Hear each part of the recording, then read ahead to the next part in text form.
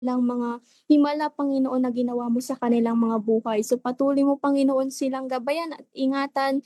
Panginoon, ilayo mo, Panginoon, sila sa mga tukso na maaring makapaglayo sa kanila sa paglilingkod at pagsunod sa iyo, Panginoon. Maraming maraming salamat po, Panginoon, na madadagdagan po, Panginoon, at dadami, Panginoon, ang mga anak mo, Panginoon, na mag-share, Panginoon, ng mga ginawa mong himala sa kanilang mga buhay. Maraming maraming salamat, Panginoong Hesus. Pinupuri ka namin, pinapasalamatan, tinataas sa aming buhay. Tunay, Panginoon, na kung wala ka ay wala kami, Panginoon. Kulang kami, Panginoong Hesus. Maraming maraming salamat.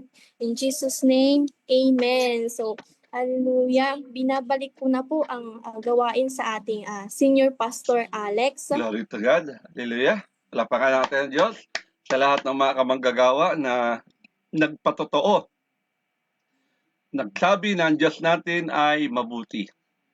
Sa araw pong ito, sa ubasan po na kung saan dinala tayo ni God, sa ubasan po ng Prayer Faith Church Worldwide Ministries Incorporated. Tayo po ngayon ay gaganap sa ating Day 208 na po, ang ating Sunset First Watch Prayer. Ito yung tinatawag natin takip silim na pananalangin, magbabantay sa pananalangin. Kung meron tayong sinasabing bukang liwayway na pagbabantay sa pananalangin, ayun ay puro paghingi, okay? Meron din pasasalamat dahil yung pag-iingat ni Lord sa pagtulog natin ay pinapasalamat natin yan. Pero ito yung oras na talagang oras ng pasasalamat, itong takip silim dahil muli, madilim na naman, maggagabi na naman, at oras na naman ng pagpapahinga. Yes. Gamit po natin ang platform ng Zoom. Hallelujah. Thank you, Lord. Salamat sa ating tingapanguna, sa kanilang kapahintulutan na magamit natin ang social media. Kaya naka-Facebook Live na po tayo ngayon. Salamat sa mga kamanggagawa na naka-join na po sa ating Facebook Live. Hallelujah. Salamat dahil tunay ang biyaya ni Lord ay patuloy natin nararanasan. Hindi lang po Facebook Live, meron tayo, maging sa TikTok, meron na. At ginagawa na po natin ng ibang account yung ating pang mga social media na pwede natin mas marami pa natin maibahagi ang salita ng Diyos. Araw po ngayon, June 27 na po, 2026, at napakaganda po ng mensahe ng Diyos na ating marinig, the power of God's grace in our lives. Kaya sasagutin po ng ating tigapagayag ng salita ng Diyos ay how does God's grace transform our lives? Kaya tawagin na po natin ang maghahayag ng salita ng Diyos sa atin ngayon. Walang iba kundi si chapter worker, Jewelyn de Guzman Cano. Nax, your turn. Hindi po ba ako? Praise God. Okay po. Praise God. So, glory to God po. Isang mabiyayang gabi sa ating lahat. Sa atin pong mga tagapanguna, Bishop Ross at Pastora Glory. Sa atin pong Senior Pastor Tay Alex, Pastor Jay, at sa lahat po ng mga pastors, PMAs, and church workers po ng Prayer of Faith. Sa mga nasa abroad po at sa lahat po ng nakakapakinig po rito sa ating platform, magandang gabi po. Salamat po sa ating Panginoong Diyos at binigyan po ako ng pagkakataong magamit para Amen. magpahayag ng kanyang salita. Tulad po ng nasabi ko kanina po, dati po nakikinig lang po ako, ngayon isa na po akong ginagamit ng Panginoon natin para ipahayag ang kanyang salita. Hindi ko na po papatagalin pa po. Ang atin pong topic sa gabing ito ay ang the power of God's grace in our lives, na may temang what does God's grace do in our lives, na mababasa po natin sa Tito chapter 2 verse 11 to 13. Sinasabi po rito, sapagkat nahayag na ang kagandahang loob ng Diyos na nagdudulot ng kaligtasan sa lahat ng tao. Amen. Ito ang nagtuturo sa atin na talikuran ang mga makamundong pamumuhay at damdaming makalaman at mamuhay tayo sa daigdig na ito ng may pagpipigil sa sarili, matuwid at karapat-dapat sa Diyos, habang hinihintay natin ang pinagpalang araw na ating inaasahan. Ito ang araw na mahahayag ang kawalhatian ng ating dakilang Diyos at tagapagligtas na si Hesukristo. Tayo po ay Amen. manalangin. Yes, Lord God, Father God in heaven, pinapupurihan ka po namin at sinasamba sa oras na ito, Panginoon. Samahan mo po ako, Panginoon, as I share the Word of God. Hawakan mo po ako, Panginoon, at itagos sa iyong kamay dahil tunay nga na wala akong kayang gawing Yes, Sir Panginoon God. kapag wala ang iyong pagsama. Maraming salamat po, Panginoon. In Jesus' name, Amen. Yan po. Amen. Hayaan niyo po akong magsimula sa isang tanong, mga kapatid. Ilang points na kaya ang meron ka sa langit ngayon? Praise God. Alam po ba natin? So, lagi po nating naririnig po, kadalasang naririnig yung mga salitang, uy, plus points ka sa langit kapag nakakagawa ka ng kabutihan. At minus points ka naman pag nakakagawa ka ng masama, di po ba? At minsan ganito rin po ang iniisip natin tungkol sa ating Panginoong Diyos, na parang ang buhay natin ay parang isang scoreboard na kailangan nating paramihin ng paramihin yung mga good deeds natin, yung mga magagandang gawa para tanggapin niya tayo. Pero mga kapatid, ito po ang katotohanan. Hindi po point system ang kaligtasan. Hindi tayo maliligtas dahil sa mas marami tayong ginagawang mabuti kaysa sa mali. Naliligtas po tayo, mga kapatid, dahil sa biyaya ng Diyos. Gaya po ng ipinapaalala sa atin na nabasa po natin na nasa Titus 2, chapter 2, verse 11 to 13. Dahil sa mga biyaya ng Diyos ay nagliligtas, nagtuturo at nagbibigay pag-asa. Kaya tanungin natin sa ating sarili, mga kapatid, umaasa ba ako sa sarili kong points o sa biyaya ng Diyos?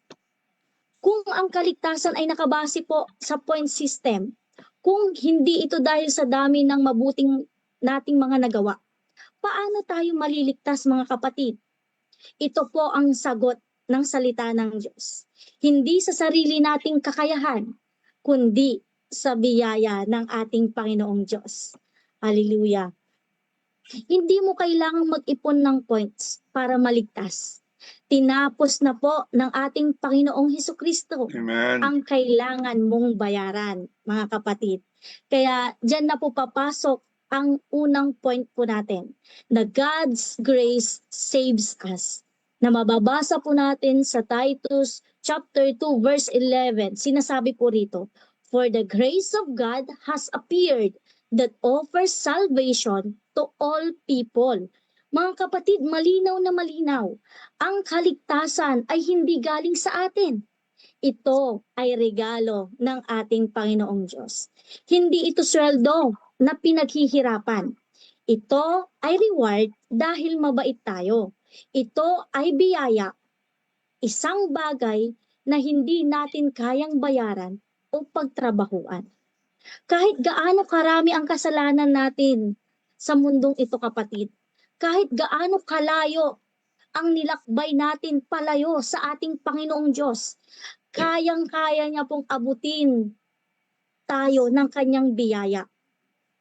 Isipin na lang po natin, mga kapatid, parang may utang ka na hindi mo kayang bayaran, sobrang laki, na kahit anong pagtatrabaho mo, kahit anong pag-iipon mo, hindi sapat.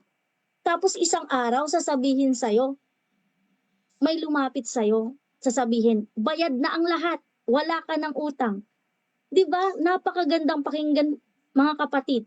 Hindi dahil sa deserve mo, kundi dahil may nagbayad para sa'yo. Mga kapatid, ganyan na ganyan po ang ginawa ng ating Panginoong Hesukristo. Hindi niya lang binawasan ang kasalanan natin. Tinanggal niya po ito ng buong buo at ito po ang kanyang binayaran. Tanong po natin, mga kapatid, Ang sacrifice ba ni Jesus ay para sa mga sanlibutan? Yes, Jesus died for all. It means yung offer niyang forgiveness ay universal. But hindi lahat ay automatically forgiven. Hindi yan universal forgiveness, mga kapatid. It is a universal invitation. Ang salvation ay available po to anyone and everyone. Regardless po sa background, sa past, na kasalanan mo, sa ginawa ng tao, sa present, and future.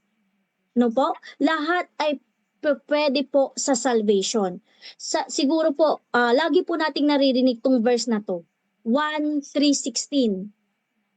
Babasahin po natin. Sapagkat gayon na lamang ang pag-ibig ng Diyos sa sangkatauhan, kaya't ibinigay niya ang kanyang kaisa-isang anak upang ang sino mang sumampalataya sa kanya ay hindi mapapahamak kundi magkakaroon ng buhay na walang hanggan. At mababasa rin po natin dito sa Gawa 3:19.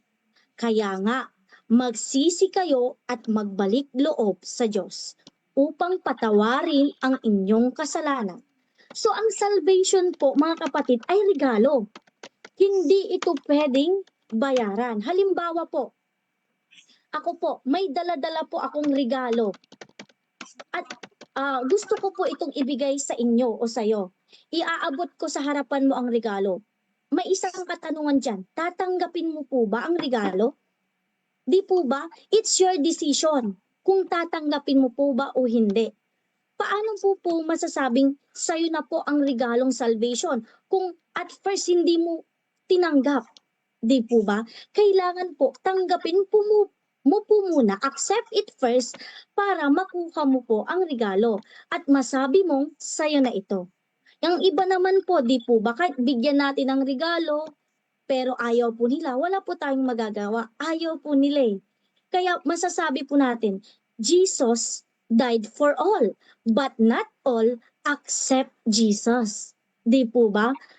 Mababasa po natin sa chapter 1 verse 12.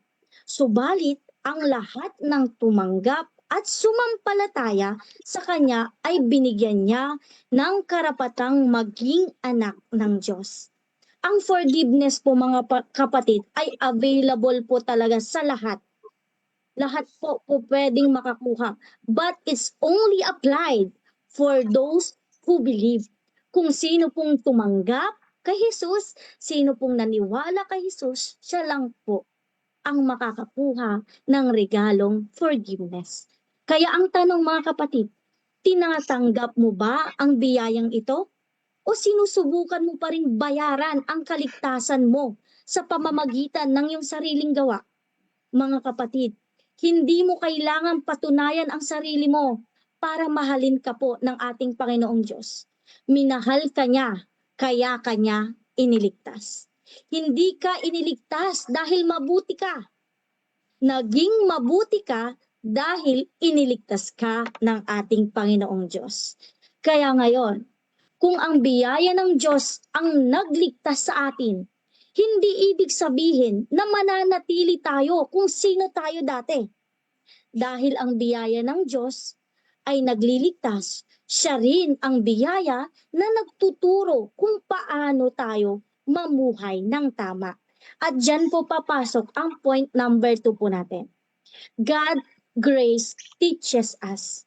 Na mababasa po natin sa Titus chapter 2 verse 12, sinasabi, it teaches us to say no to ungodliness and worldly passions, and to live self-controlled, upright, and godly lives in the present age. Mga kapatid, ang biyaya ng Diyos ay hindi lang nagliligtas. Ito rin po ay nagtuturo. Minsan iniisip natin, okay lang magkasala kasi may biyaya naman ang ating Panginoong Diyos. Pero hindi po ganon ang tunay na biyaya, mga kapatid. Hindi ito lisensya na pangalanan. Ito ay kapangyarihan para magbago ang ating buhay. Ang tunay na biyaya ay may epekto. Tinuturuan tayo nito na tumalikod sa mali at piliin ang tama, mga kapatid. Parang isang magulang. May mga magulang po dito. Di po ba? Paano po ba magmahal ang isang magulang sa anak? Hindi niya lang po sasabihin, mahal kita anak ko. Di po ba? Ano pong ginagawa ng magulang? Tinuturuan niya po yung anak niya kung ano po ang tama at mali. Di po ba? Pag nakagawa yung anak po ng mali, ano pong gagawin ng magulang? Sinasaway niya po, di po ba? Sabi nga po nung narinig ko, ang pagpalo ng magulang sa anak, hindi po yun para lang sakta ng anak, kundi ito ay pagtutuwid dahil sa pagmamahal niya. Di po ba? Kapag naman nakakagawa ng tama ang anak natin, ano po bang ginagawa natin? Di po ba? Sasabihin natin, very good ka. Ginagabayan po natin yung mga anak natin. Di po ba? Minsan, o dahil maganda yung ginawa mo, bibigyan kita ng regalo. Ano bang gusto mo? Jollibee? McDo? Di po ba? May mga rewards tayo. Kasi po, good ang ginawa ng anak natin. Ganon din po ang biyaya ng Diyos. Hindi lang tayo tinatanggap, binabago niya po tayo. Di po ba?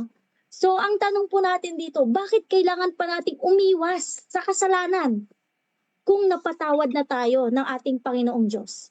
All Christians ay nabayaran na po ang kasalanan. Past, present, and future sins. Pero, sins still destroys. It has consequences. It grieves the Holy Spirit. Ibig sabihin nito, nasasaktan po o nalulungkot ang ating Panginoong Diyos sa tuwing tayo ay may maling ginagawa. Mababasa po natin sa Efeso chapter 4 verse 30, mga kapatid. At huwag ninyong saktan ang kalooban ng Espiritu Santo, sapagkat siya ang tatak ng Diyos sa inyo, ang katibayan na kayo'y tutubusin pagdating ng takdang araw. Ang banal na Espiritu, mga kapatid, ay nakatira sa bawat puso ng nananampalataya. At gusto niya tayong mamuhay, mga kapatid, sa kabutihan, sa pagmamahal, at sa katwiran. Kaya ang forgiveness ay hindi para may freedom ka, para magkasala ng paulit-ulit, kundi you have the freedom para makaalis ka sa kadena ng kasalanan, mga kapatid. Basahin po natin itong sa Roma 6, chapter 6, verse 1 to 2. Ano ngayon ang sasabihin natin? Patuloy ba tayong magkakasala upang sumagana sa atin ang kagandahang loob ng Diyos? Hinding-hindi. Tayo'y patay na sa kasalanan. Papaano pa tayo mamumuhay sa pagkakasala? So, we don't obey God to earn salvation. We obey God because we are in love with the one who saves us. Mahal natin ang Panginoong Diyos, kaya hindi na tayo babalik sa pagkakasala. At nung iniligtas po tayo ng Panginoong Jesucristo, hindi ka lang pinatawad, mga kapatid. He gave you a new creation. Hindi ka na sinner trying to be holy. You're a saint trying to walk in spirit, mga kapatid. Bakit kailangan pang umiwas sa kasalanan? Kasi hindi lang namatay ang ating Panginoong Diyos para patawarin tayo. Namatay po siya para baguhin tayo, mga kapatid. We stop doing sin, hindi dahil takot tayo sa punishment. We stop doing sin because nararanasan na natin ang pagmamahal ng ating Panginoong Diyos sa buhay natin. Agape, ang pag-ibig na walang kahit hindi karapat-dapat, minamahal ka pa rin. Kahit nasasaktan na, patuloy ka pa rin nagmamahal. Kahit walang kapalit, nagbibigay ka pa rin. Ito po ang uri ng pag-ibig ng ating Panginoong Diyos sa atin, mga kapatid. Kaya ang grace ay parang isang guro.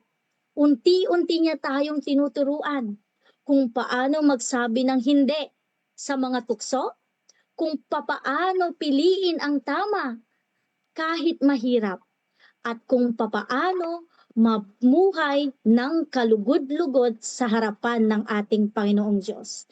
Kaya ang tanong mga kapatid, pinapayagan mo ba ang biyaya ng Diyos na turuan ka? O pinipili mo pa rin ang dating buhay mo kahit alam mong mali na ito? Mga kapatid, ang tunay na biyaya ng ating Panginoon ay hindi lamang nararamdaman. Nakikita po ito sa pagbabago ng ating pamumuhay. Unti-unti, natututo tayong magsabing no sa mga kasalanan, sa mga maling gawa, mga kapatid, at yes sa kalooban ng ating Panginoong Diyos. Ngayon, mga kapatid, habang tayo ay tinuturuan ng ating Panginoong Diyos, tinuturuan ng biyaya ng Diyos na mamuhay ng tama, minsan, hindi pa rin po madali ang buhay. Di po ba? Talagang sa mundong ibabaw na ito, may pagsubok, may paghihintay, at may laban pa rin. Sa araw-araw ng buhay na hinaharap natin, hindi po mawawala yan. Pero may magandang balita mga kapatid. Ano po yon? Ang biyaya ng Diyos ay hindi lang nagliligtas at nagtuturo. Ito rin ay nagbibigay ng pag-asa. So, dyan na po papasok ang point 3 natin mga kapatid. God's grace gives us hope na sinasabi po sa Titus chapter 2 verse 13. While we wait for the blessed hope, the appearing of the glory of our great God and Savior, Jesus Christ. Mga kapatid, ang biyaya ng Diyos ay nagbibigay pag-asa. Hindi lang tayo iniligtas at tinuruan, binibigyan din niya tayo ng dahilan para tumuloy at magtiwala sa hinaharap. Sa gitna ng problema, kahirapan, panghihina, ang biyaya ng Diyos ay laging nagpapaalala, hindi ito ang katapusan. May hinaharap tayong maganda sa Kanya. Isipin na lang natin mga kapatid, may isang magsasaka. Nagtanim siya ng binhi sa lupa. Pagkatapos niyang magtanim, hindi naman to agad nakikita ang bunga, di po ba? Kailangan niyang maghintay, at habang naghihintay ang magsasaka mga kapatid, ano ang kanyang gagawin? Di po ba, dinidiligan niya pa rin ito, inaalagaan, at inaalis yung mga damo sa paligid po ng kanyang tanim.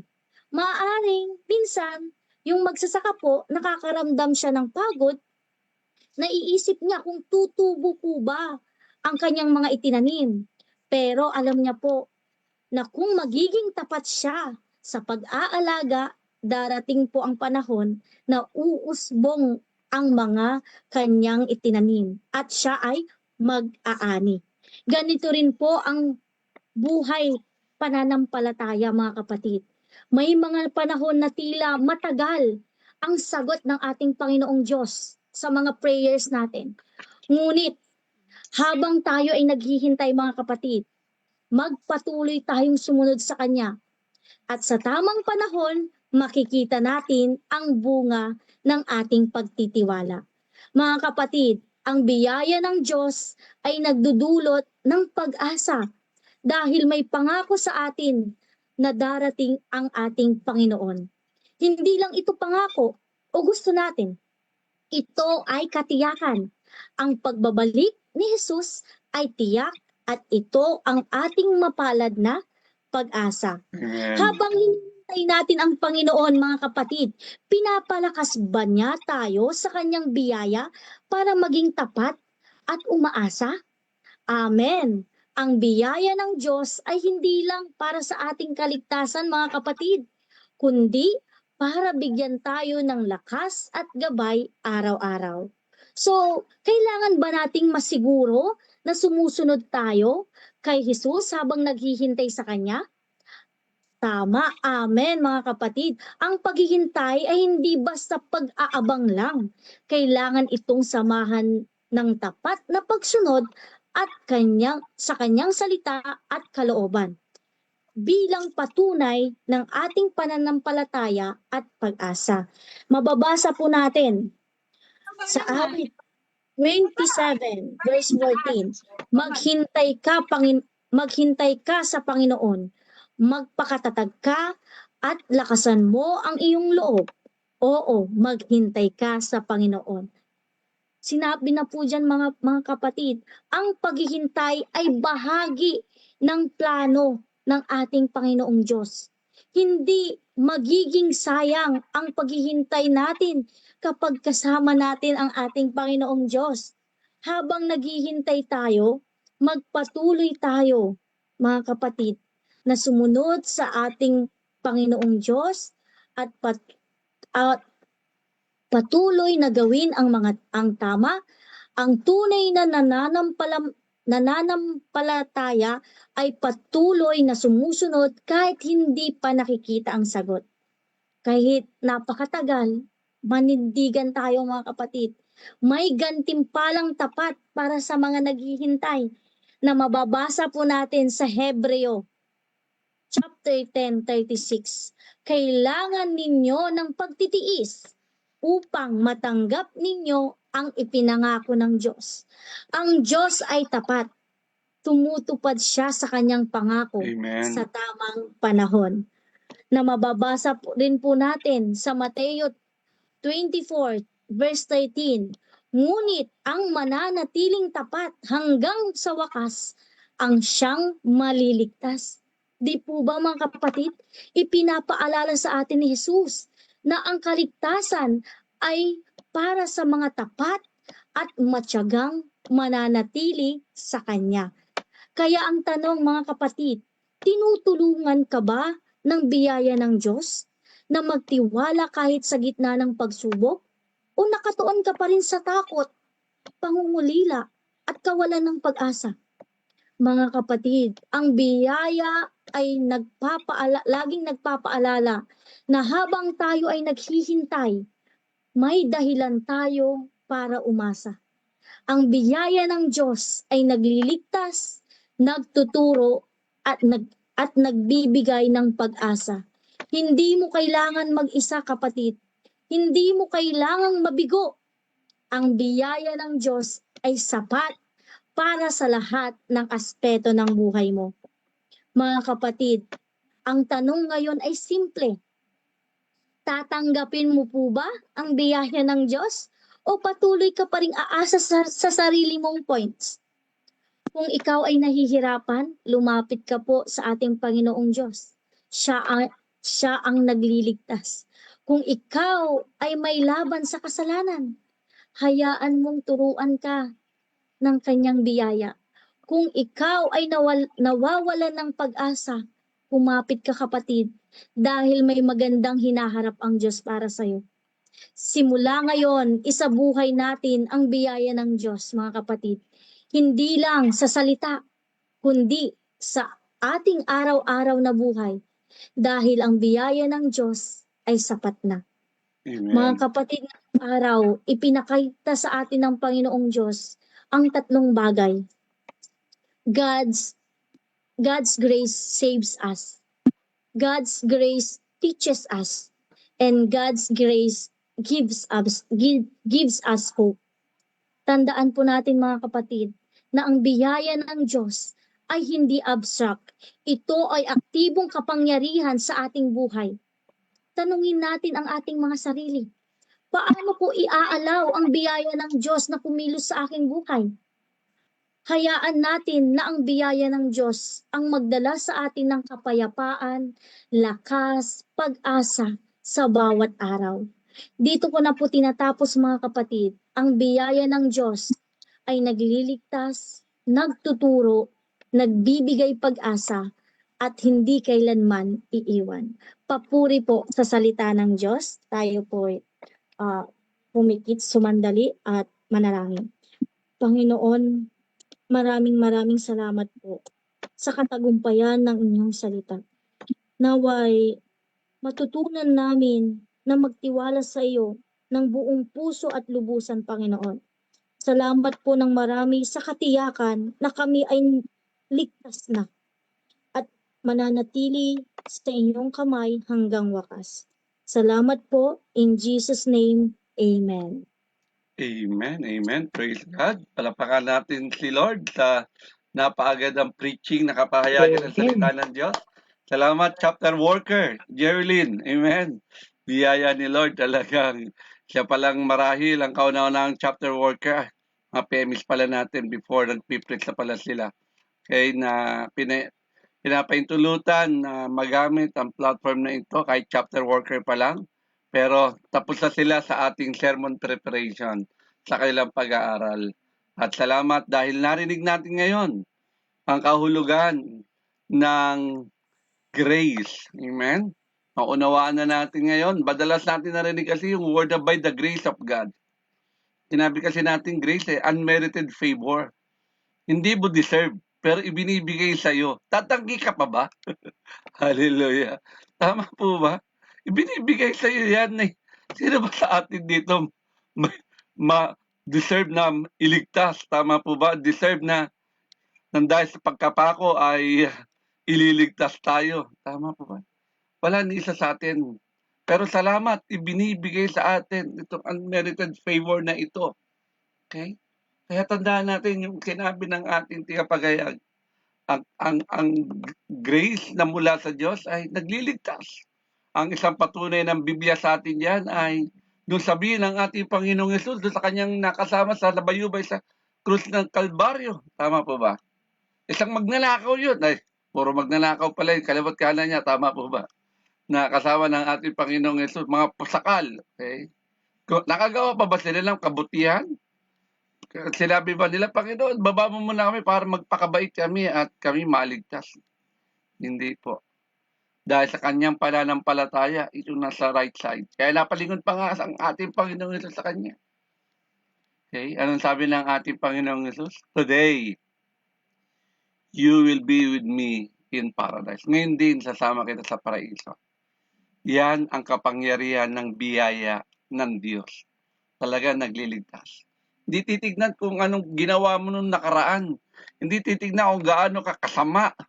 Hindi titignan kung anong mga pinaggagawa mong mali sa kanyang harapan. Kung tunay, tatanggapin mo ang biyayang kaloob ng Diyos, kapatid. Mararanasan mo yung naranasan itong magnanakaw na kasama ng ating Panginoong Yesus na pa. Siya'y nanalig. Siya'y nanampalataya sa ating Panginoong Yesus.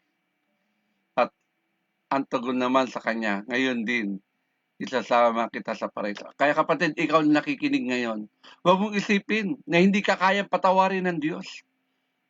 Kung yung pusakal na nga, tama po ba? Kasama pa ako sa krus. No? Kaya tandaan natin, walang kasalanang napakalaki para sa biyaya ng Diyos. Tandaan po natin yan. Walang kasalanang napakalaki para sa biyaya ng ating Panginoong Yesus. Kaya kung naranasan natin ngayon ang biyaya ng Diyos ng kaligtasan, anong gagawin natin? Lakaran na natin. Paano natin malalakaran? Magpaturo ka. At yung pangalawang puntos ng ating tagapaghayag, God's grace teaches us. Tama po ba mga kapatid ko sa Panginoon? Okay? Hindi, sabi nga ng preacher natin ay hindi lisensya ang paulit-ulit mong kasalanan nang dahil may biyaya ang Diyos. Amen? Ang biyaya ng Diyos mismo ang magtuturo sa atin. Sabi ng preacher natin, para talikuran natin ang ating mga kasalanan at mamuhay tayo ng may kabanalan. Okay? Hindi natin makikita sa ating pagkatao ang biyaya ng Diyos kung wala sa atin ang kabanalan. If God is holy, we must be holy. Tama po ba? Kapag tunay nating nararanasan ang grace ni God, sigurado ako, yung mali mo, hindi mo na uulitin. Amen. Totoo yan. Kasi nandun ka na sa agandahang loob ng Diyos. Nandun ka na sa grasya ng Diyos. Nandun ka na sa nagpapaturo ka. Nagkaroon tayo ng bagong pagnanais na sundin ang Diyos. Hindi dahil, sabi nga preacher natin, hindi dahil takot tayo kung bakit tayo sumusunod sa Diyos, kundi dahil mahal natin ang Diyos, dahil nagpapasalamat tayo sa Diyos. Pero binibigyan niya tayo ng unmerited favor, yun yung grace, na hindi mo deserve, pero ibinibigay pa rin niya sa'yo. Ang halimbawa ng Biblia diyan, hindi natin makakalimutan si Sakeo, yung maliit na taong umakyat sa puno ng sikamoro. Tama po ba?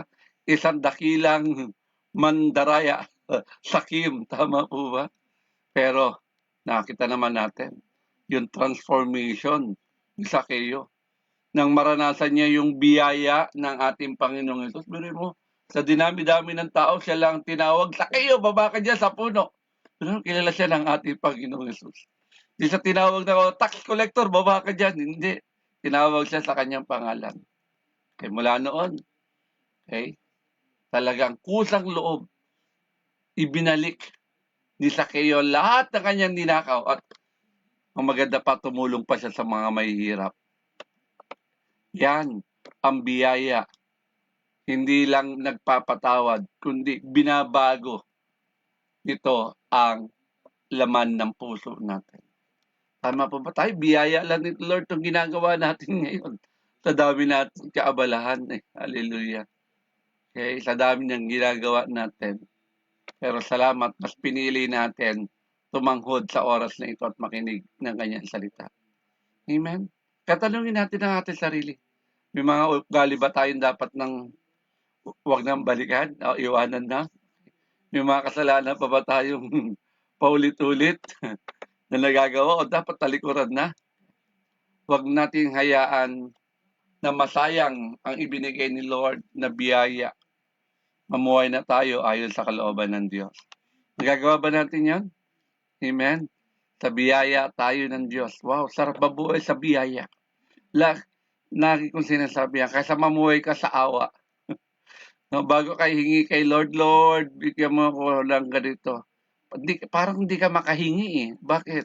Kasi alam mo, may mali kang ginagawa, kaya gagawin mo na, Lord, patawarin mo muna po ako sa aking kasalanan bago ka makakahingi. Ikaw ang grace. Hindi mo pa sinasabi, hinihingi mo, binibigay na ni Lord. Anong gusto mo? Living by grace o living by mercy? Okay. Oo, nagkakamali tayo, talaga kailangan natin humingi ng tawad.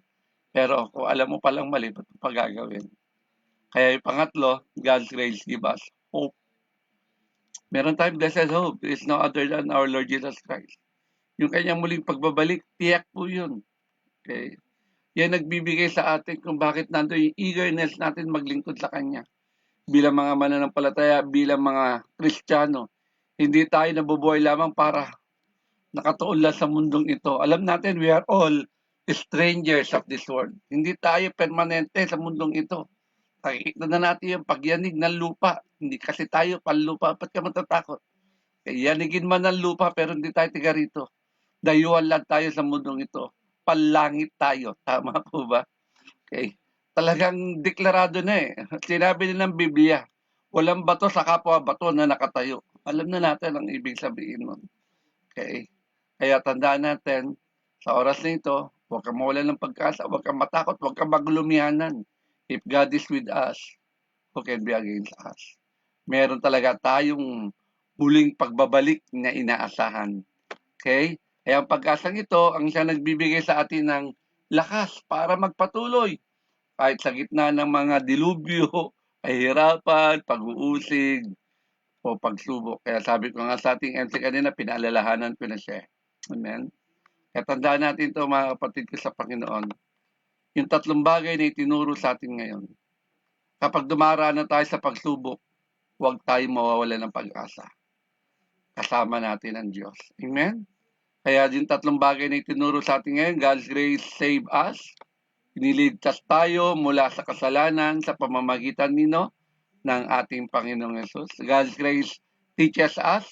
Tinuruan tayong mamuhay ng banal at tumanggi sa kasalanan. Yan ang grasya ng Diyos sa atin. At ang panghuli, God's grace give us hope. Binigyan tayo ng katiyakan at pag-asa habang hinihintay natin ang muling pagbabalik ng ating Panginoon. Malapit na kapatid. Excited ka ba? Hallelujah. Parang ayaw mo pa yata eh. Hallelujah. Yung nakikita natin sa paligid natin, nasabi na yan una sa Bible. Kaguluhan, gera, pagyanig ng lupa. Baka naabatan pa natin yung Ano yan? Yung apoy na ulang apoy. Wow. Praise God. Pag naganap yun, talagang marami nang luluhod sa harapan ni Lord. Marami na sigurong mananalangin sa harapan ni Lord. Ngayon talagang sabi, malakas na bagyo. Oh, tumuloy ba? Biyaya ni Lord. Inispet uli tayo. Amen. Sa ibang lugar, binabaha na kapatid. Pero biyaya ni Lord sa lugar mo, wala pang baha. Amen. Sa lugar mo, wala pang, okay, wala pang kapang pinapakong yero. Wala pang lumilipad na yero. Biyaya ni Lord sa atin yan. Kaya magpatuloy tayong maglingkod ng may kasigasigan. Amen? No turning back. No turning back. Nasa atin na ang kagandahang loob ng Diyos.